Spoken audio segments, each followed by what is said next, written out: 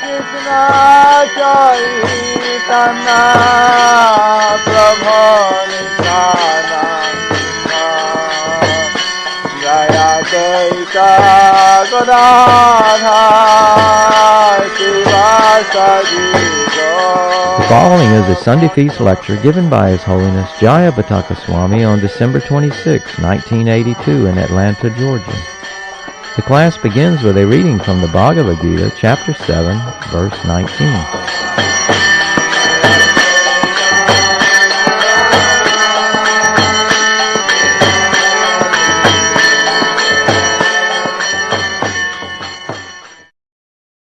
Bahunam janmanamante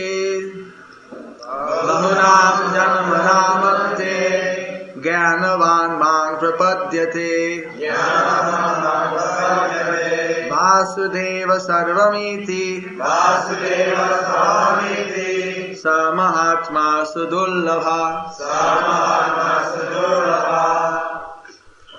Translation by Srila Prabhupada. After many births and deaths, he who is actually in knowledge surrenders unto me, knowing me to be the cause of all causes and all that is. Such a great soul is very rare. Translation by His Divine Grace with repetition. After many births and deaths, he who is actually in knowledge, surrenders unto me, knowing me to be the cause, of all causes, and all that is. Such a great soul, is very rare.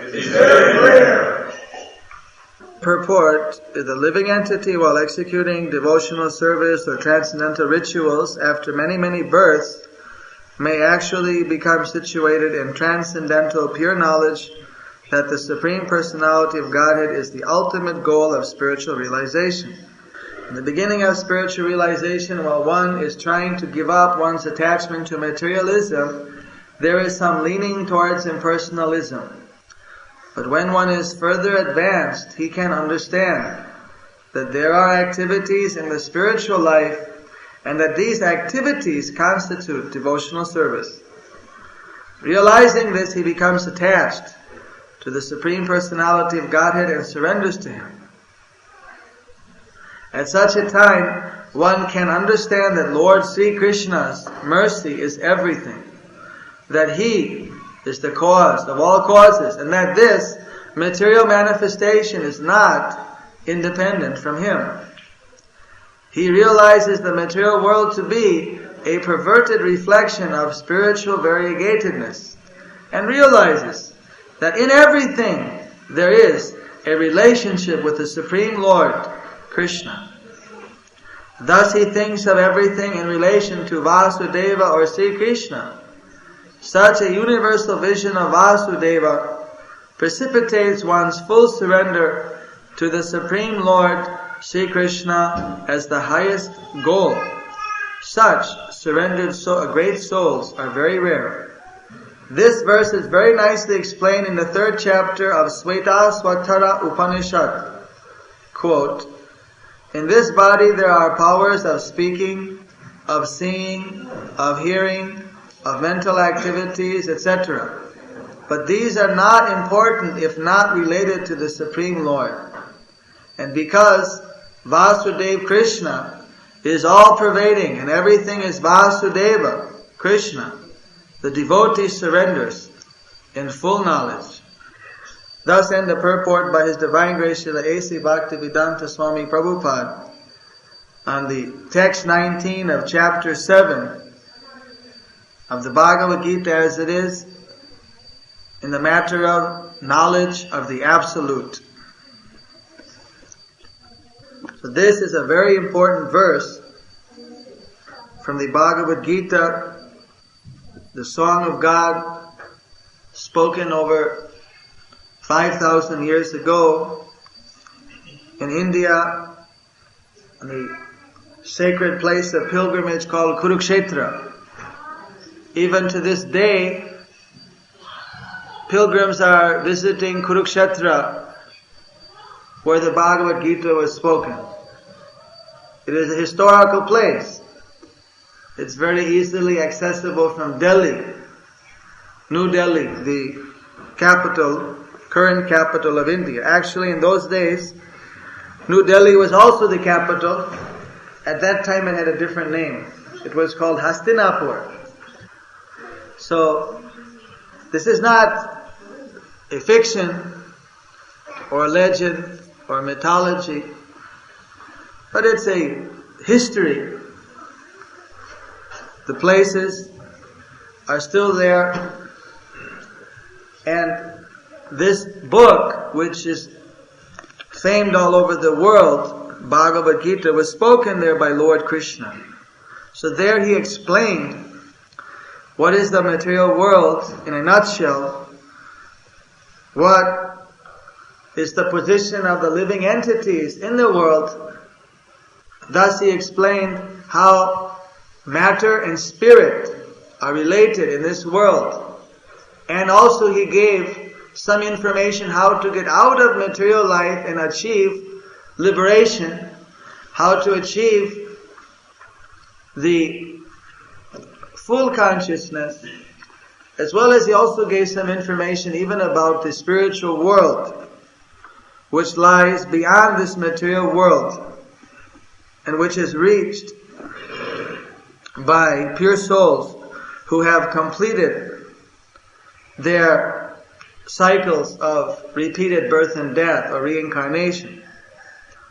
So, here we're discussing after many births and deaths. Bahunam janmanam ante. Ante means after. After completing many births and many deaths, a wise person comes to the full consciousness that God is everything. Krishna is everything. Vasudeva sarvam iti. That is the ultimate in spiritual knowledge. When one sees everything in relationship with the Supreme God, with the Supreme Absolute Truth. And this repeated birth and death, reincarnation, nowadays people are very interested in reincarnation because so many scientific proofs have substantiated it. It is basically accepted by most of the college-educated people who know about the concept of reincarnation. Most people believe in it, the educated people. In North America, over 30% of the people in a Gallup poll said they believe. In South America, even though it's all Catholic, 80 to 90% of the people believe in reincarnation there. Of course, in India, in Thailand, Sri Lanka, in Asia, where the Vedic cultures, Hinduism, Buddhism is being practiced, 99.9% everyone believes in reincarnation. This is accepted fact. No one even doubts it. Because it doesn't even, it's just part of life. So, the practical example of how this repeated birth and death affects us is that how we're living our life, what desires we have, when we leave our body, those unfulfilled desires compel us to take birth in a certain situation so we can finish up our unfulfilled desires. In this way, our founder observed that Ravi Shankar, the famous musician, he was playing sitar for 9 births. After taking birth again and again, each time he got more expert, until now, of course, he's a world famous figure.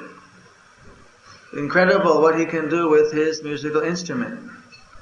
Similarly, the people who just at childhood, you see them drawing paintings. It doesn't mean that they didn't draw before.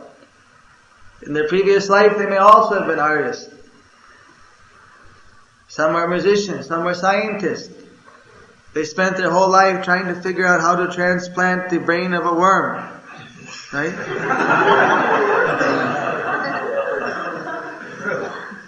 Then again, the next life they came back as a scientist and then left off where they took off where they left off. You see, took up where they left off. Of course, the danger is that if they're thinking about the worm when they die, then they may even become a worm. You see, whatever you think of when you leave your body, if they're thinking about the science aspect of it, well, they may come and be a scientist. If they're too preoccupied with a particular creature, then it's a bit dangerous.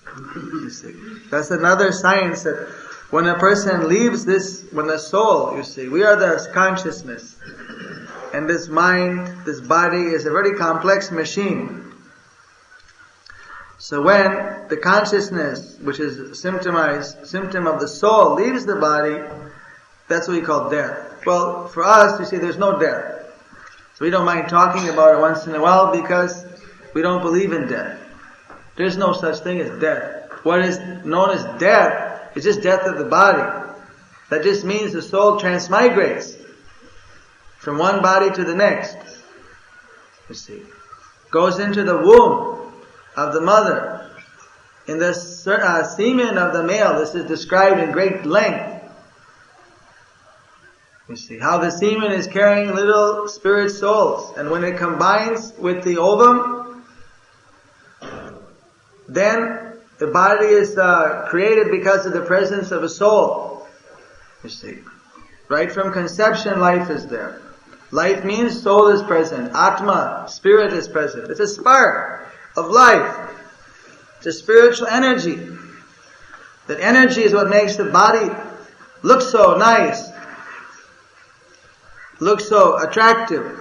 You take out that spiritual essence, the body is not very attractive. Actually, one time Prabhupada was going in a village and he was preaching and he was explaining to the villagers this concept. He told them that all of you have parents, you have grandparents. So have you ever seen your grandparent who died? So at that time, everybody in the village, all the people, you're all crying. My friend, my uncle, my cousin, my brother, my husband, my granddad, my pop, whatever the different relationship, they're all crying. He's gone! He's gone! He was saying in, of course, Hindi, Chala gaya, or Chale gache. Forget whether it's Bengali, Hindi is speaking. So, he was dramatizing this, how they're all saying he's gone. Then the question is, who's gone? There's the same hair, same face, same body, same foot, same hand, everything is the same. Then who's gone? Who are we lamenting for? Who have we known our whole life? Body is there. So if that body is the self, then why lament? Why cry?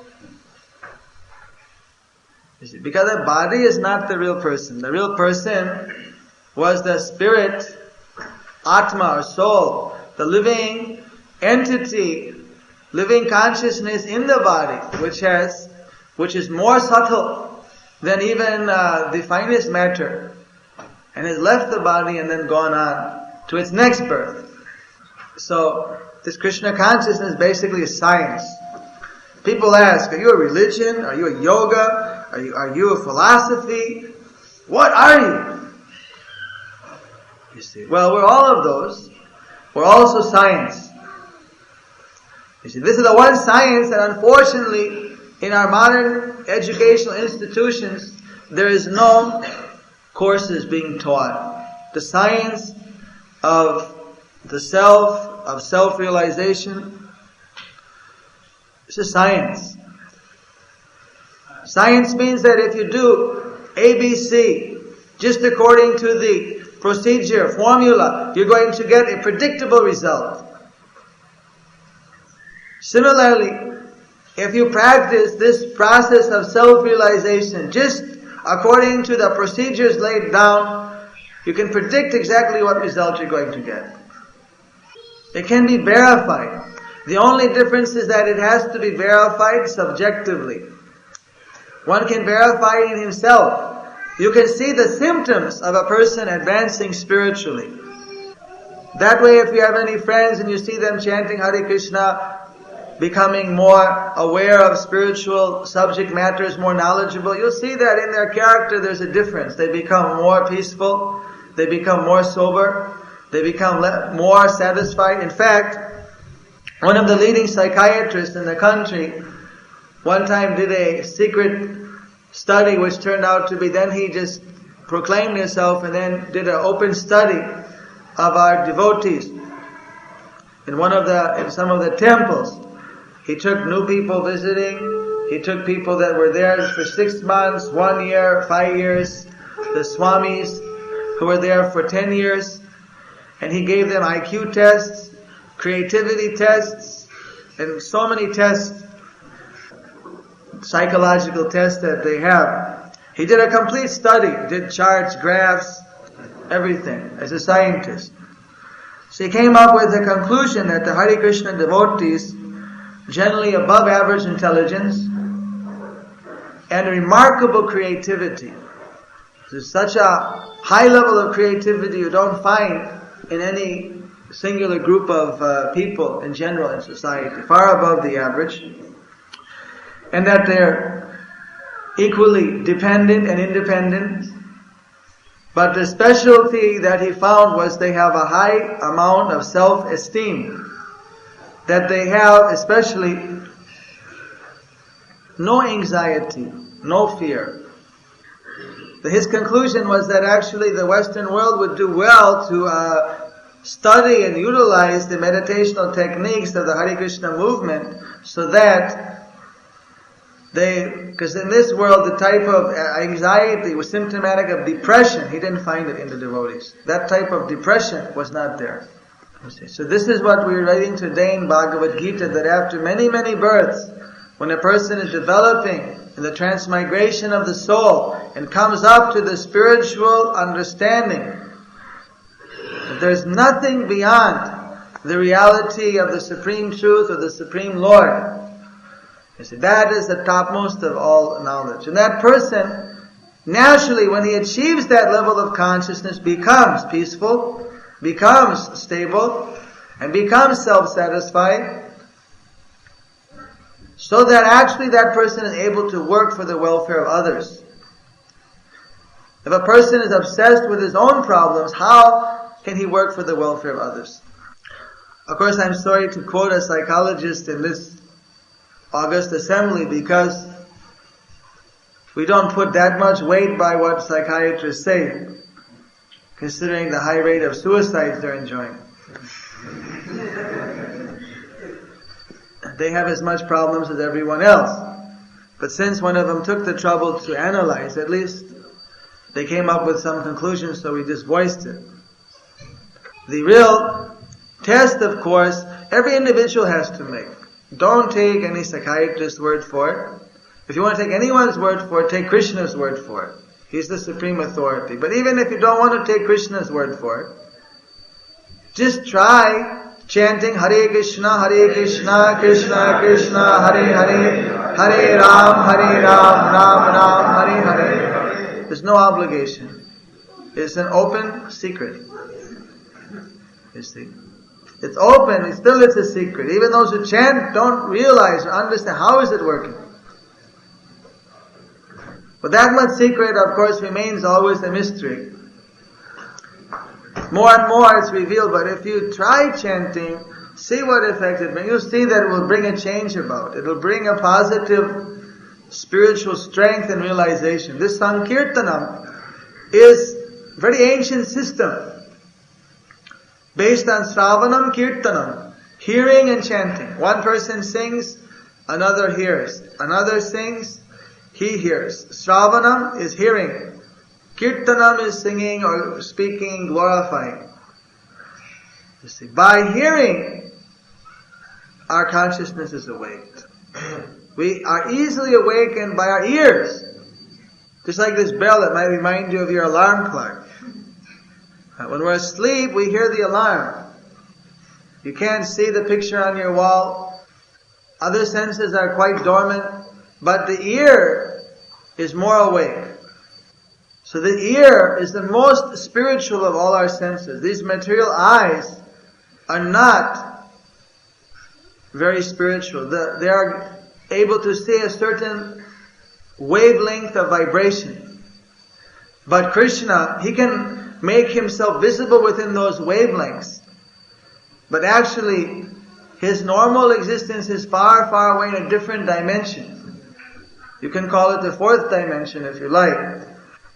So to come tuned with that higher dimension, the spiritual dimension, one has to use a spiritual medium. That doesn't mean like some ghost, what is called the seances and all that. Some vehicle to transport our consciousness from the gross material consciousness to actually being aware on the transcendental level. So that is done by transcendental vibration.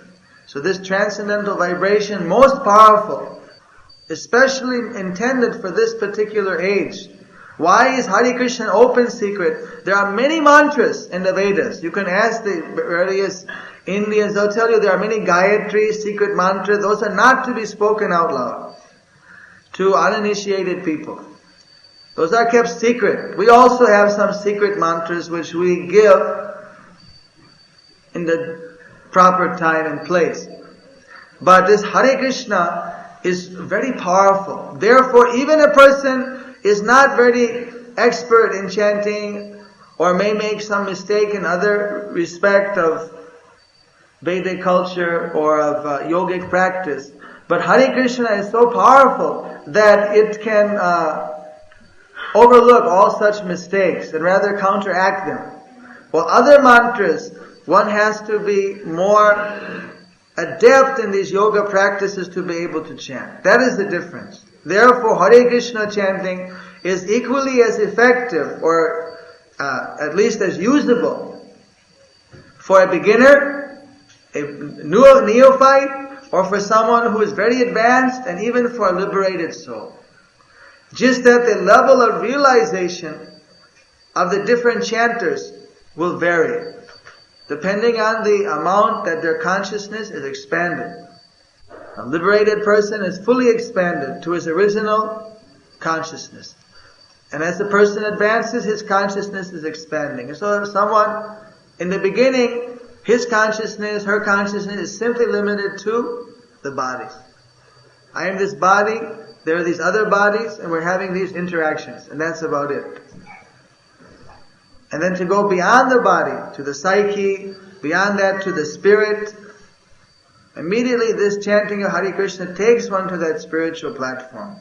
Because it's coming right down from the spiritual platform. So we thank you all for coming here and chanting with us.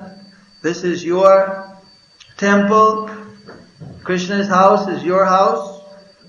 During the holidays, we're very pleased that you could come and share this time with us. And we hope that you always come, every Sunday, every holiday.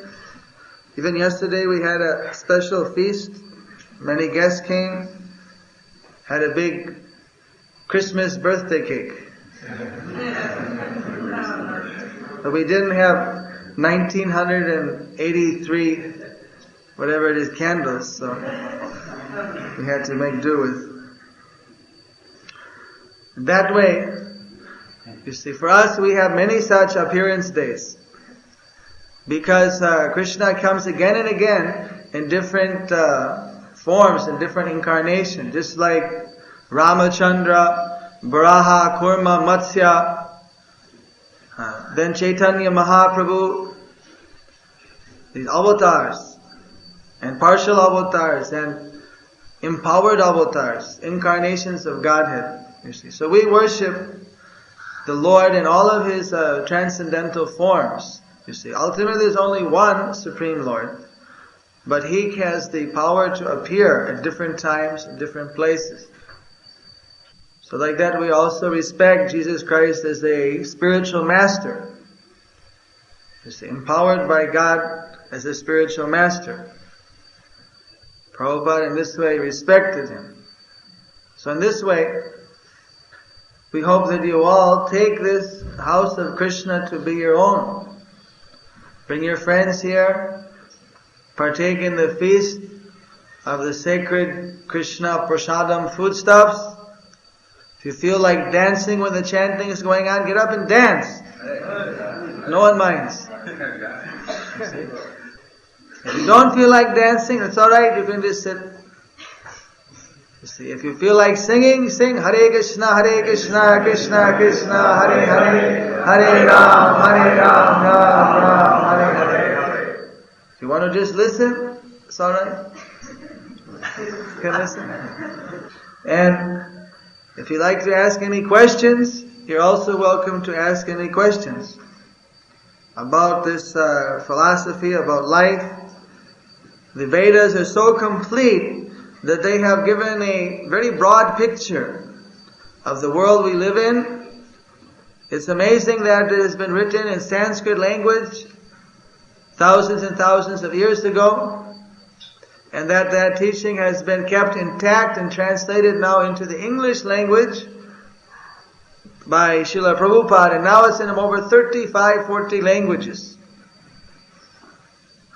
all over the world. In fact, even in many languages which many people have never even heard about, I could say. So if anyone ever has any question that they would like to know what is Krishna's opinion as he's given in these Vedic literatures, has been handed down in the line of guru-disciple, disciplic succession, that we are able to answer according to that disciplic succession. Not that we are creating our own new idea or that we are coming up with our own opinion. We're simply trying to represent what is the original opinion given by Krishna, given by the great spiritual masters following in the line of Krishna, like Madhva Acharya, Madhavendra Puri, Chaitanya Mahaprabhu, Rupa and Sanatana Goswamis. Anyone have any questions? What's that tree that symbolizes Krishna? Happy holiday.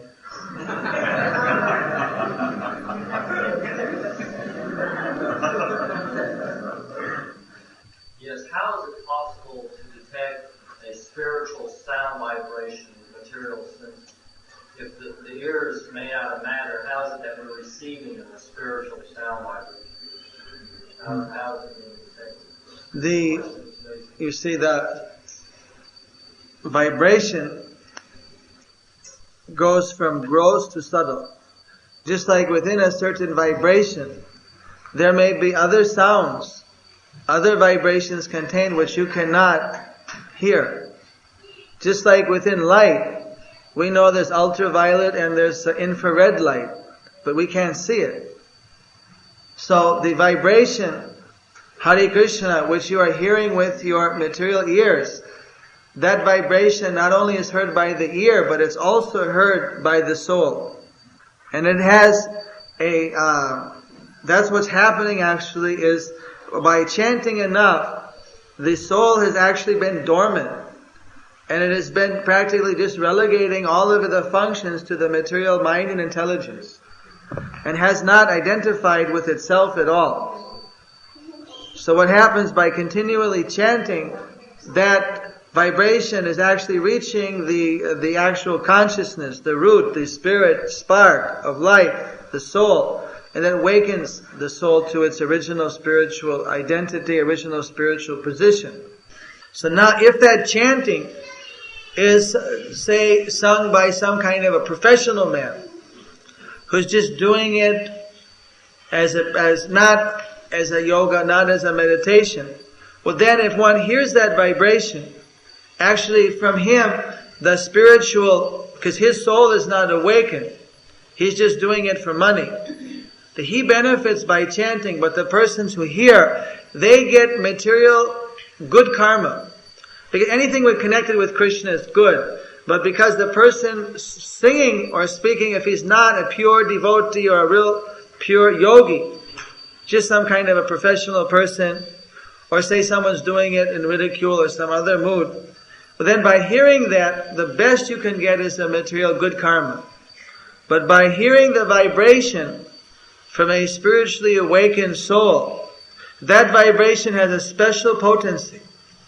And a person, by chanting himself, then a special facility is given, no matter what level he's on. By chanting oneself, one will benefit oneself. And if one is chanting purely, that will also benefit others.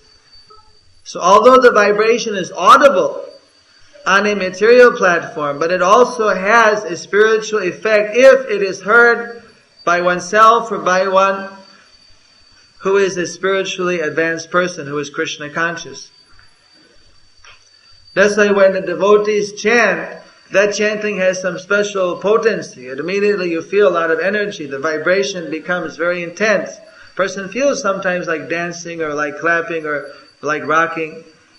You see, sometimes if you see some other people, you don't have here, but in India you'll find that there are sometimes professional group. They're chanting, because Hare Krishna chanting in some states is very popular. So some, just like bands, they have some groups that chant Hare Krishna 24 hours a day. They call Ashtam Prahar, Sholo Prahar. They have 24-hour Harinam, 24-hour chanting of Hare Krishna, 48-hour, 72-hour, up to 56-hour. Non-stop. They'll start in the morning, it says sunrise, and then they'll have 5-10 groups. They'll each take 2-hour turns. And they'll come in 2 hours, the next one. And so when they come in, they'll, because you have to keep it, the point is that you can never let the chanting stop for whatever period you're contracted. Of course, the people who are promoting the whole thing, they're doing it as a service to Krishna. Because nowadays people, they don't all recognize the difference between a pure devotee and someone who's doing it for money. You see, that's a question of some fine spiritual distinction. So I'm just telling the overall system what they do. Say there's one group. We also have 24-hour kirtan yagya but we don't pay them. They're all village devotees. They come and do it as a service. One group is all children, beautiful, about 12 years old. So they'll be singing, say, for 2 hours. And when it's time for another group to come in, beforehand they'll be singing prayers to their gurus, to the spiritual masters.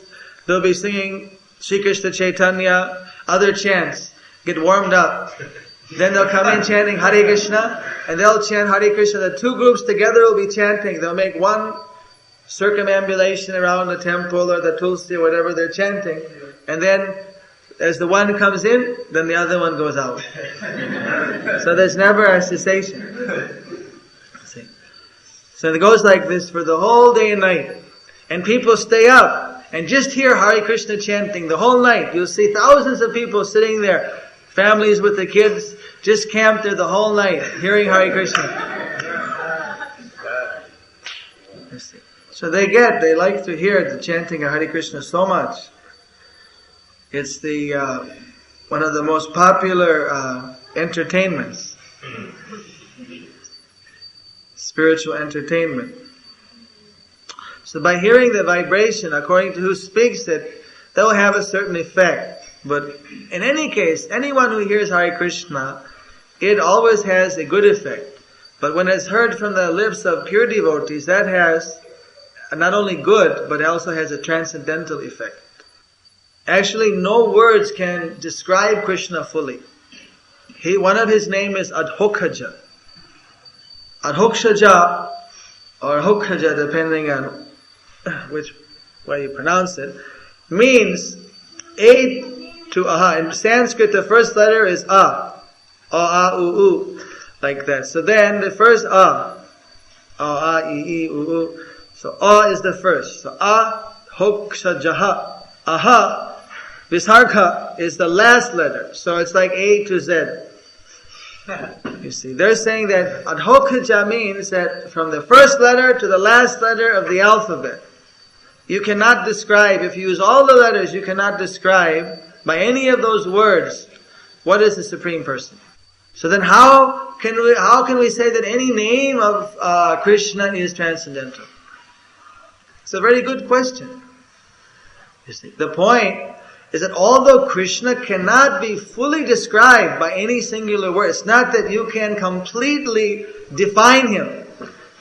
It's not that you can draw the perfect picture, because whatever vibration that you will transmit through sound or through drawings or whatever will always be short of what Krishna in his fullness is, you see. But what happens is that there are certain vibrations which cannot be assigned to anything else or to any other object. Just like the word Krishna means, Krish means all attractive, and Na means reservoir of all pleasure. So who can claim to be all attractive for everyone, or to be the reservoir of all pleasure, except for the Supreme Truth? Like that, there are certain vibrations, just like Adhokshaja, he who cannot be fully described by any word.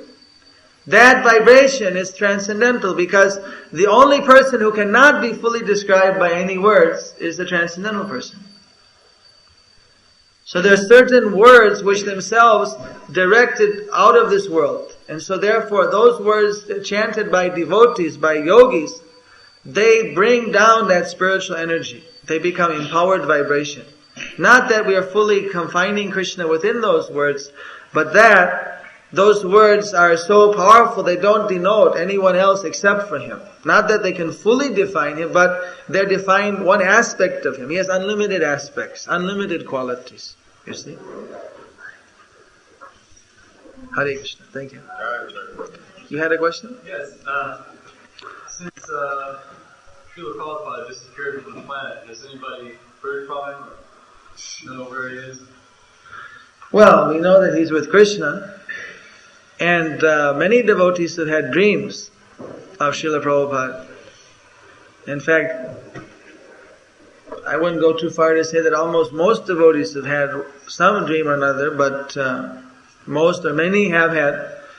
And in these dreams, especially to those who are Prabhupada's disciples, and even some of the grand disciples, they also had this type of dream. And in the dream, Prabhupada gives certain instructions. And those instructions are also accepted, that the spiritual master may communicate through direct, personal sakat, personal association, as well as through dream, as well as through meditation. In the heart, through meditation, one may also get. In this way, there are different ways that the spiritual master Krishna may communicate some teaching, some lesson or instruction to the disciple or the devotee. So in this way, Prabhupada has given many instructions. Also, Krishna himself says that I am present wherever my devotees are present and glorifying me. And there is a body that Prabhupada personally appointed called the Governing Body Commission of very senior preachers from all over the world. And when they meet together, one can definitely feel the presence of Srila Prabhupada. And they're like the supreme ecclesiastical, the supreme spiritual authority of the movement, who protect the teachings of Prabhupada from changing in any way. You've met Prabhupada personally? No, I almost did, but unfortunately haven't. I've heard many times of spiritual masters transcending from the calls or astral planes to their disciples and speaking after they leave their material body. And that was basically what I was... You see, the point is, even if Prabhupada does that, or even if a devotee has a dream, they would only tell that experience to another peer. Because the Krishna conscious movement has been trying to avoid any type of this type of spiritual sensationalism. Because what happens is that it leaves the door open for a lot of speculation and sentimental ideas to be inserted. You see, we're trying to keep that. Actually, Prabhupada, whatever he spoke was spoken by Krishna. You don't find any contradiction. So to substantiate, different teachings which do not have any scriptural base, don't have any Vedic base, are not authorized by this chain of disciples and spiritual masters. Some groups may even produce this type of phenomena or present it as this happened. And who can say that it happened or didn't? Even one of our devotees, I remember in India, came and told me he went to some group meditational program where the guru who was there told everyone, to meditate, and then said those who are, feeling, when you feel some kind of a spiritual experience, that then you should just, call out, this is the sign of, great advancement. So then, one after another, I feel something, and everyone's, saying, and this one person is sitting there, trying very hard. He said, maybe I'm just not sincere or something, but I'm not, I'm not feeling anything, Any guru would come over and do, and everyone else was, oh yes, I feel it. So I don't, he didn't know whether they were really faking it or whether just to show you, yeah, we're feeling, no one wanted to be left out, but he was, trying to be sincere. He really didn't feel anything, So then he didn't say, so he was he was the oddball. Maybe he was the only sincere one. We can't say, So that way, the symptoms of ecstasy, of spiritual realization are given, but there's some that are superficial that you could show off. You see, and actually we're trained that if we feel that, if we feel tears coming, if we feel that we're going to faint in ecstasy, then we're supposed to subdue that in public. Because if we, it's easy in one sense to just let it go, but then what happens is that a person can start to develop some type of an ego like that I'm showing off, or this by this stunt I'm going to attract people or something. And it opens the door for encouraging people who don't actually experience ecstasy, who are not on that spiritual platform, just to pantomime that and then get cheap followers. So that way we try to keep it strictly by the books. You see, although the realizations are there are many mystic realizations, there are many pastimes, countless pastimes like that where where the deities even have appeared to the devotees in their dream and spoken to them, where the devotee has done something wrong and just immediately there is a reaction, which directly attributed to the mistake the devotee made. There are many visions and different how it's not from the astral platform because this is all on the spiritual platform.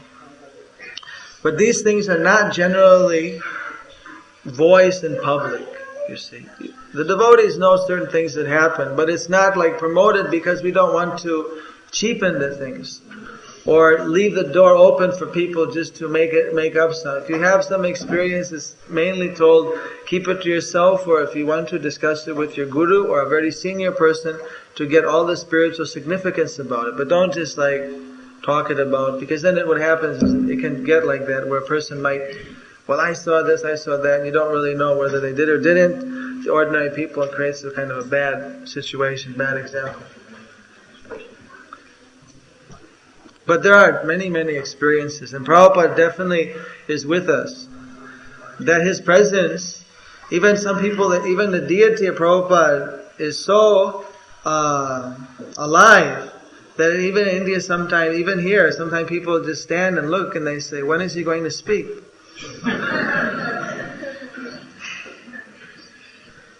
He's in deep meditation. Have you experienced that? I know during Rath Yatra, many people were saying that. How long has that guy been sitting there?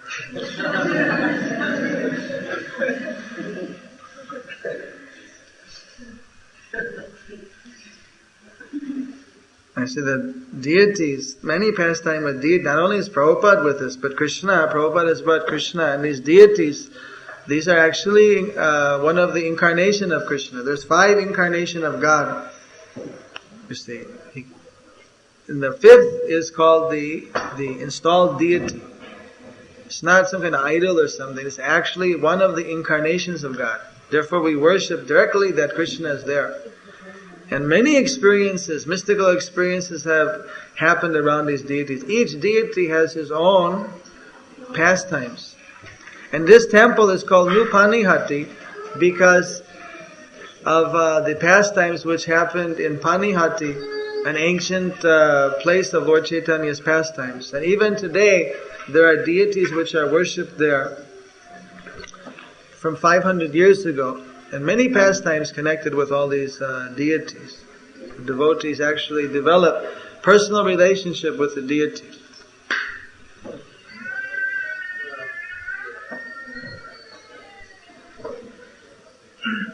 Yes? You mentioned that Prabhupada considered Lord Jesus to be a spiritual master. Yes? Was that to say that he was still considered a spiritual master for today? Well, once a spiritual master, always a spiritual master. It's not, the point is that a spiritual master is someone who's present. I mean, once a person's a spiritual master, he's always respected.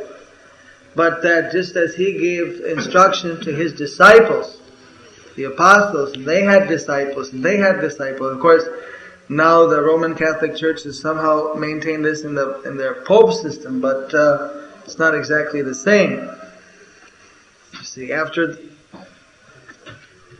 that similar example is the Vedas. You see, disciple, guru, disciple. This is the basic relationship. So one requires also the personal guidance of a spiritual master.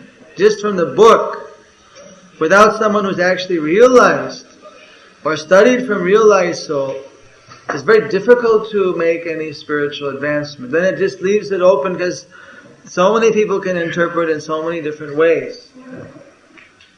You see. So one actually needs a spiritual master present. You see, otherwise, just like everybody could continue to take initiation from Prabhupada. But when we ask him what will happen in the future when you go back to Krishna, then he said that my disciples, who are my initiated by me now, they're my disciples, and I'm going to have some of my disciples initiate, and whoever they initiate will be my grand disciples. Because this Vedic tradition is that there must always be a living spiritual master. If there's no living spiritual master there to teach, then at that moment that teaching has gone underground, so to speak.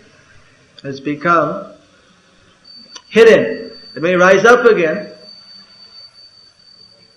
So there has to be a living teacher who can teach by example, who can actually explain the matter in detail. Just like if you want to learn to be a surgeon, how you just read the book and then go and practice. It's be very dangerous. You learn by seeing accomplished doctors practicing, then eventually that person can also become a surgeon. It's not that you just go in with a knife and I read the book. No, see, it's this way, right? Hare Krishna. Yes, this is Pedro. Maharaj, you look very blissful. No, who's that? What's his name? Talavon. There's the other one, Talavon, but he's in disguise. Maharaj, pertaining to the statement that you just made, say for instance, a disciple, he may become very enamored again by material sense gratification, or he may become wicked or duplicitous in his performance to perform devotional service. So at that time, when he becomes afraid to approach his spiritual master because of so much sinful activity, what should he do? You see, there's no cause to be afraid to approach one's spiritual master is a unfounded fear. You see, of course, Just like a child doesn't become afraid to see the parent. Of course, you do wrong, you're afraid to see your parents. Because you may be afraid, well, they're going to spank me or something, right? So they run away. But it's not like that. Even the parent, you see, they always love their child. At least the spiritual master always loves a disciple. The disciple is coming forward. It's not that the spiritual master is going to be in any way dissatisfied because the disciple is coming back. Rather, when the disciple leaves, it causes the spiritual master great pain. Pain, not only just with the conception of the thought and the experience of how the disciple is suffering in the material world, but because the guru and disciple are linked in a heart-to-heart relationship where even their karma, everything is connected. And so when the disciple is acting in that way, it also even directly is experienced by the spiritual master in different ways. So that way, one shouldn't be afraid to see the spiritual master, but rather should know that the spiritual master is the reservoir of all mercy. You see, by going to the spiritual master, simply he is going to give more mercy. It's just like a little baby is there. So the mother, baby may make a little mess on the lap, right? But the mother is very tolerant of that. It's her baby. Like that. Guru has such a relationship with the disciple. As long as the disciple is not trying to pollute other disciples, then of course, if one son is starting to knife the other sons, then of course it creates that kind of as long as if the person is fallen personally in difficulty, naturally the spiritual parent is very concerned and very happy when that disciple is coming back. Will simply think how to help. There's the ever well-wisher. The spiritual master is the ever well-wisher. Doesn't have any other motive, nothing to gain from that disciple. Simply giving how to help the disciple advance in spiritual life. Someone who has Krishna has everything, so then you don't need just anything else. So why they're going in accepting disciple? That's because Krishna wants to give them the mercy. So the spiritual master is taking that opportunity to give the mercy out as a service to Krishna and out of his compassion. So why he'll be angry if a disciple is coming back?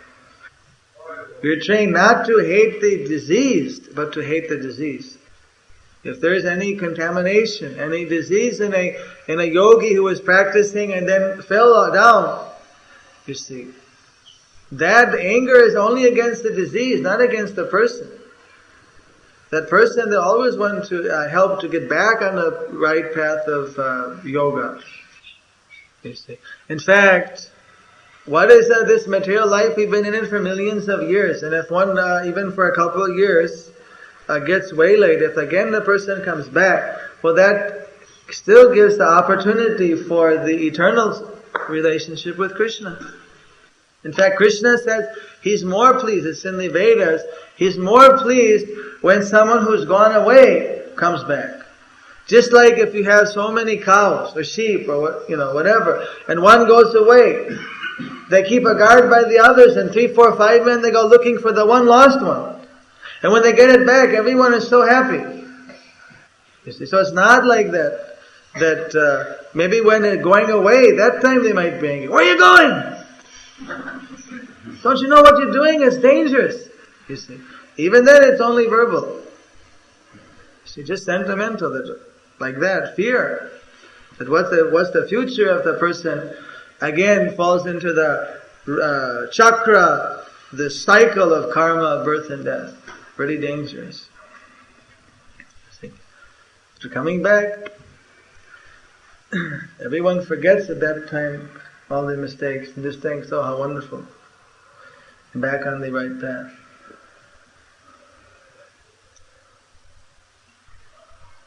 So there's no such thing as that these two rivals are being talked to or preached to us. No, not unless that person becomes envious and then openly says things which disturb other devotees' faith. That's the only thing, because you can't be sentimental. Say you have 10 children and one is sick, you have to isolate, quarantine the one, if there's some. But that's only in a very specific situation. Ordinarily, you see, there's no one that the soul doesn't have any contamination. The soul doesn't become, it's not that your soul becomes dirty. The soul is the spiritual pure spark, you see. But it's covered up by various dirts. So even when one is starting to cleanse off, again when one get into bad association and again start imitating the karmas. Then again he goes and again starts to clean off again. It's not, the soul itself is pure, the soul himself is pure. It's the contamination that's over it. So that has to be cleansed off. So that cleansing process, until it's complete, there's always the danger if we don't be careful of again acting as an ordinary fruitive worker in the material world. So does that mean that the spiritual master, his development of love, his development of pure love of God, means that he's eligible to free that person from their quirk of those dirty things in his heart, to where a person who may not be on the platform of pure devotional service, he may not be so concerned with helping this other person purify himself? Someone who is in pure consciousness, the highest spiritual asset, is this mood of helping others to advance spiritually. This poem by Bhakti Siddhanta we discussed here before, where Bhakti Siddhanta says, "Pranache jar sehi tu porchar," that those who have got real spiritual asset, real spiritual life, you see, they, pran, I don't know how you can translate pran, it's a very big word, pran, but I would say spiritual, those who have got soul, who have got life, spiritual life or soul, those who have got that spiritual asset, because of that, they're thinking how to help others advance spiritually. You see. It's not that they are doing that because of any material reason. For material reason, then there's no need of teaching pure spiritual life. Then you can compromise and you'll get more cheap followers. You see, but there's no use of that. To present the pure medicine, you see, then you can help people. And so the people that are actually the devotees, that are actually very spiritually, that are very Krishna conscious, that are spiritually advanced, that have real soul, they will try to help others to advance. They have achieved enough stability in their own spiritual life that they can try to help others to advance. Because they're not concerned with their own personal salvation even. They're just concerned with trying to serve Krishna and trying to help the other souls to advance. You see. And automatically the salvation is no problem for them. May I ask a question, please, sir? Did Prabhupada make any statements on the rising of the Kundalini? Yes, you can find in this Srimad Bhagavatam, 4th canto, teachings of Prithu Maharaj, that he was both simultaneously an accomplished Bhakti yogi as well as an Astanga yogi. And in the Astanga yoga process, he was lifting his life air from the heart to the Kundalini chakra and all the different 7 chakras, until finally he took to the Sarvagya chakra, which is just here between the the eyebrows, known as the third eye. That Sarvagya chakra, from there, the accomplished yogi can transfer himself to any planet in the material world. But if he wants, with the self-same body, the body becomes purified. And if he wants to, then at that time, he can also take the soul out of the Brahmarandra, which is in the top of the head. And from there, he's freed from this body. And then he's freed from, then he absorbs, he also becomes free from the subtle body. And by spiritual potency, if he knows the science, from that point you have to know Bhakti Yogi, Bhakti Yoga to be able to go to the Vaikuntha planets or the spiritual world. You see.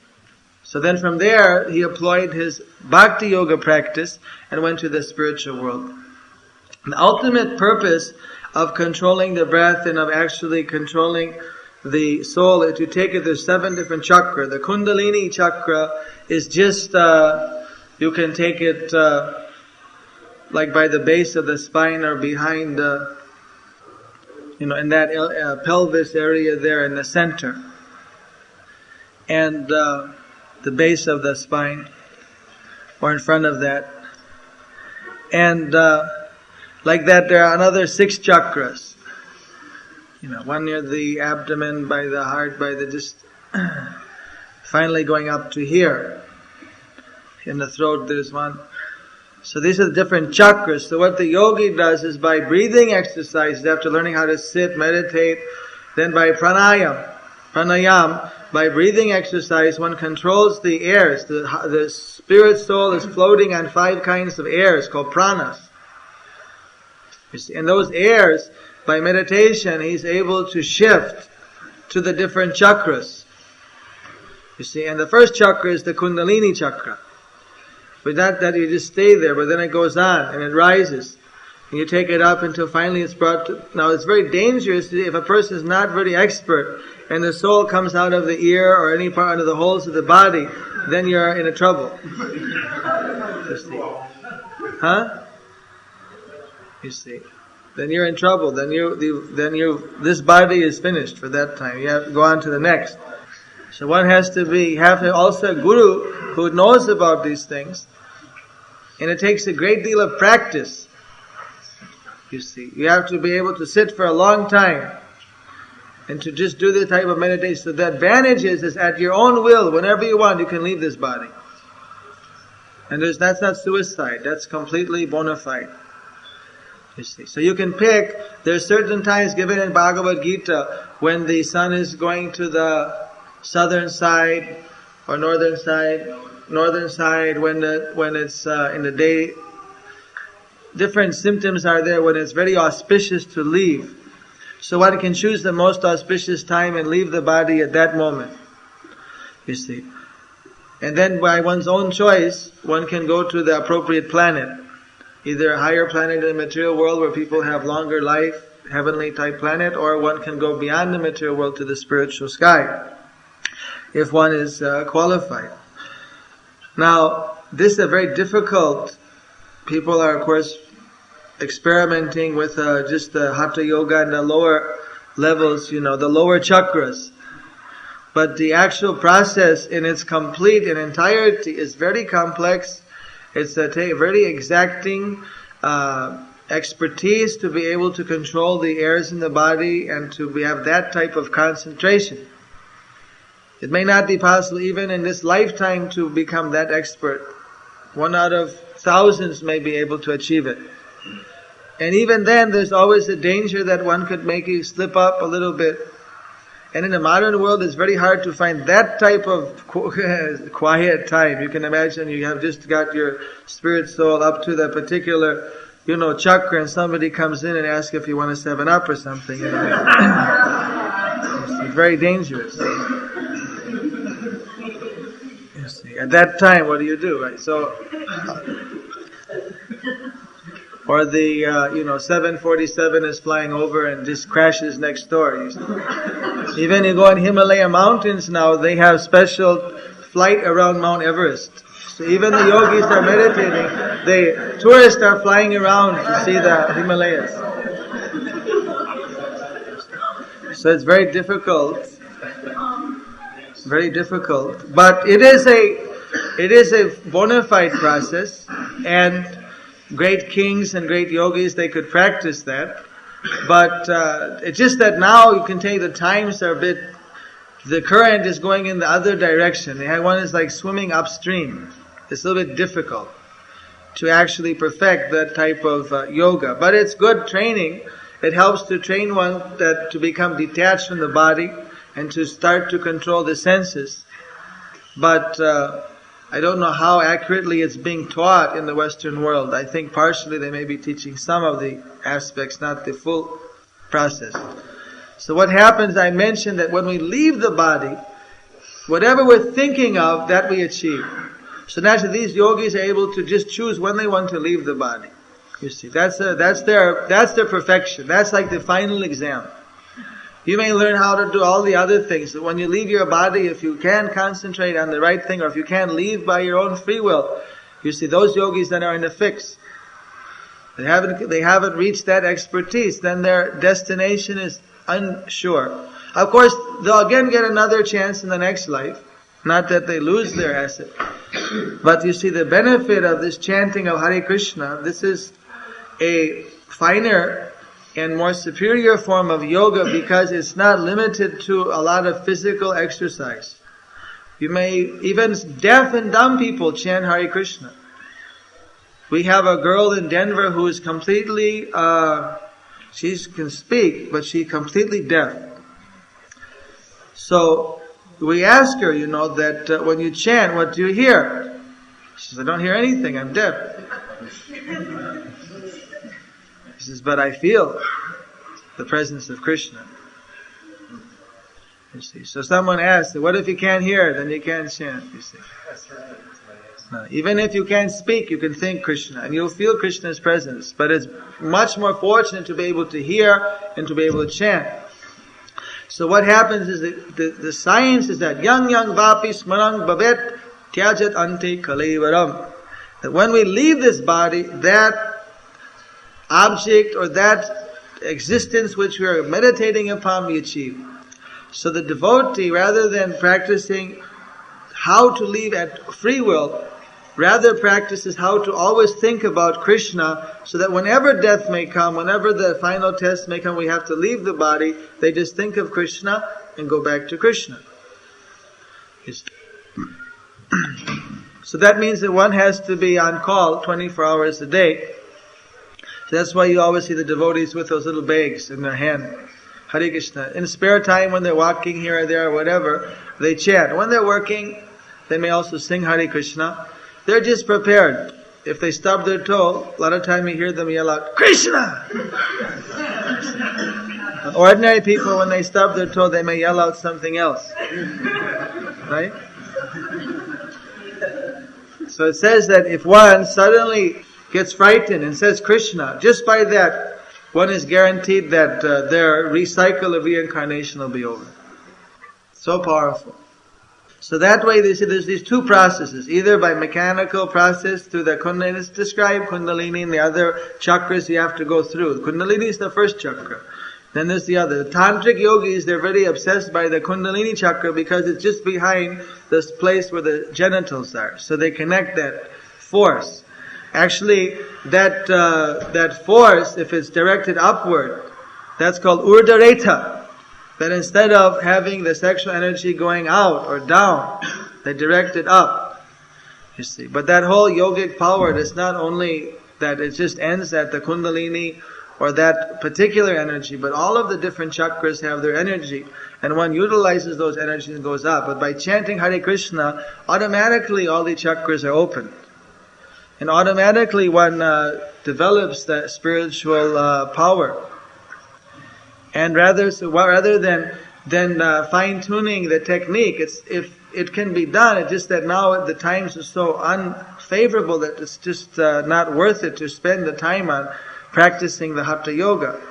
If you already know Hatha Yoga and you're also a devotee, well, there's no harm if you know that you're going to leave, it's about time for you to die, then you can go into meditation and leave your body while meditating on Hare Krishna and go back to Krishna.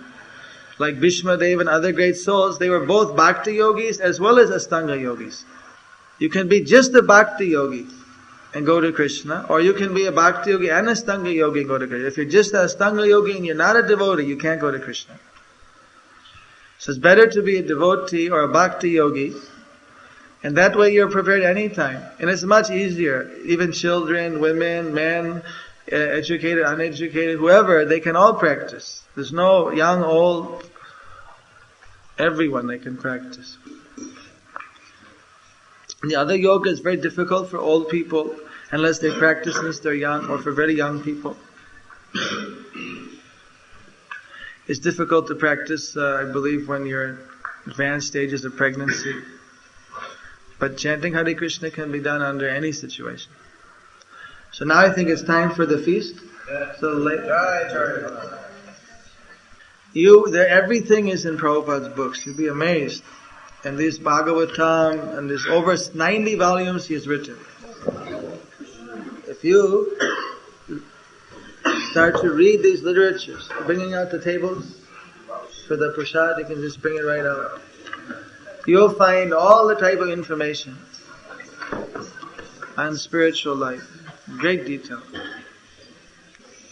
The point is we're very attached to success in one sense. You see, we want that if we're going to practice yoga, we would like to achieve the ultimate goal of yoga. Not just that we are expending our energy and then we don't really get the real result out of it. Just like you go 4 years to college and then you go 4 years to college and you get your 2 more years to get your 3 more years to get your MSc. Then you go, but then you don't go through your internship. By that time you give up. Then what was the use of all those years of college? It's a waste.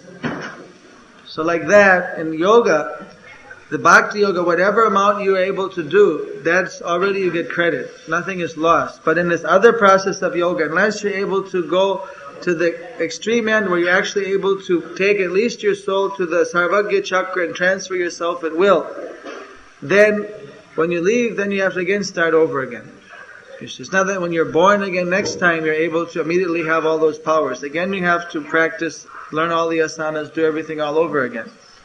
But whatever level you've achieved in Bhakti Yoga, from that level you take off again. Hare Krishna.